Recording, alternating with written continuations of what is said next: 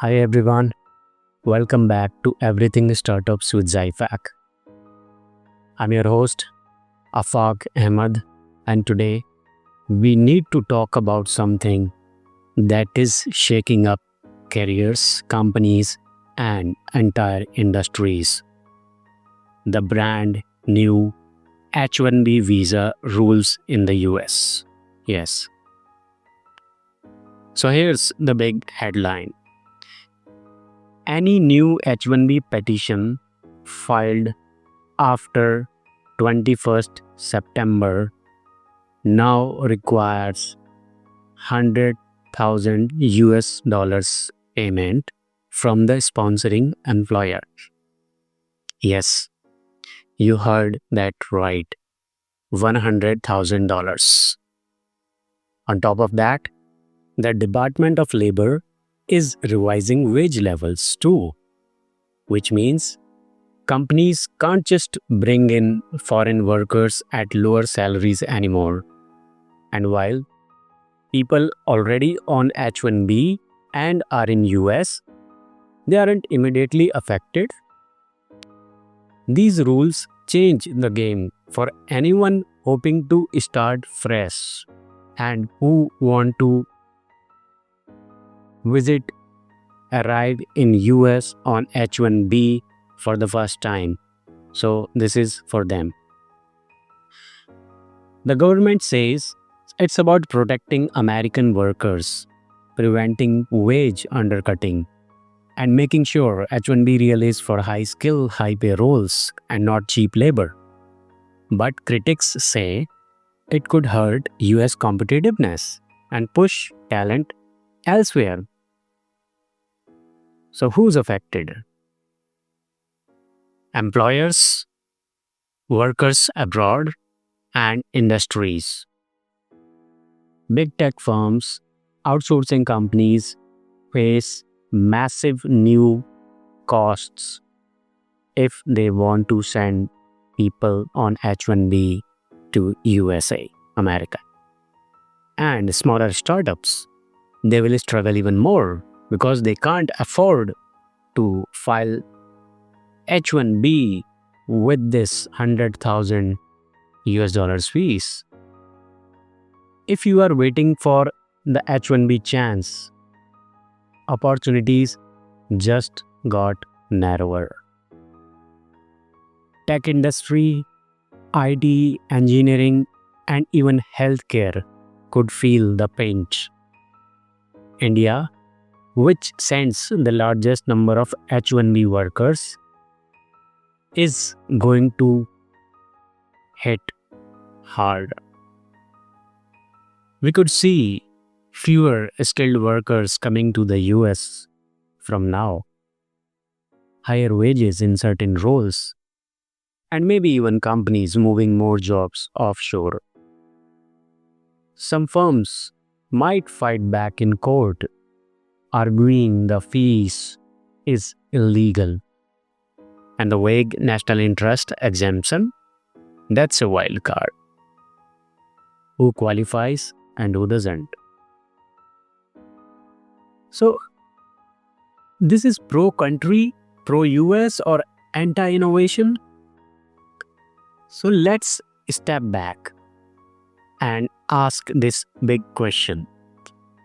Is this new H1B rule actually pro USA, pro America, or is it anti innovation in disguise? On one side, it's clearly pro USA in the short term. The rule protects domestic workers by raising the bar. It tells companies if you want to hire from overseas, you better be ready to pay this top dollar, 100,000 US dollars, and prove it's in the national interest. That's good for American graduates, especially in tech and engineering, who have often felt undercut by cheap foreign labor, mostly Indians. And here's the flip side. US has always been a magnet for global talent, And nowhere is that clearer that with Indian entrepreneurs. Just look at the track record. Vinod Khosla co-founded Sun Microsystems.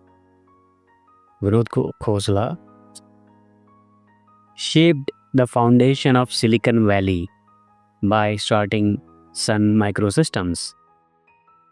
Jyoti Bansal, an H-1B immigrant, started App Dynamics and later acquired by Cisco for $3.7 billion. Jay Chaudhary built Zscaler, now a multi-billion-dollar cybersecurity company. Dheeraj Pandey founded Nutanix, a cloud giant valued in billions. And innovators like Ruchi Sanghvi, who co-founded Cove after being the first female engineer at Facebook and have left a lasting mark. These are companies that created tens of thousands of American jobs. If the cost of bringing in such talent is suddenly $100,000 per person, many smaller firms and startups may simply stop trying. And those brilliant minds, they will go somewhere else.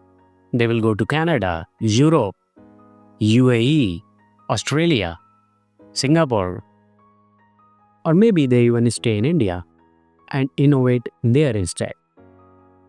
So, the debate is this: pro-country today versus anti-innovation tomorrow.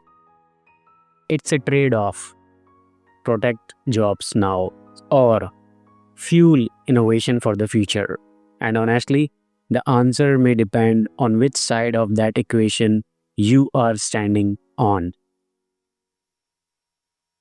So, in this situation, what can you do? So, what can you do if you are affected by these changes? If you are already on H-1B and in US, stay calm. You are safe for now, but keep an eye on renewals and travels. If you are applying for H-1B, explore alternatives, other visas, ask for remote work, or even opportunities outside the US. If you are an employer, budget differently, consider local hiring, and be ready with documentation if you want to claim national interest exemptions. This is more than an immigration policy change. It is a shift in how the US positions itself in the global talent race. Will it protect American jobs? Or is it going to drive innovation away? Time will tell.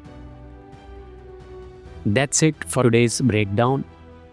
If you have got a story about how these new H-1B rules are affecting you, whether you are an employee, an employer, or a student, share it with me. I would love to feature your story in my future episode. Thanks for listening to Everything Startups with Zyfac. Until next time, stay bold, stay informed, and keep building. You have a nice weekend, nice Sunday. Thank you. Bye-bye.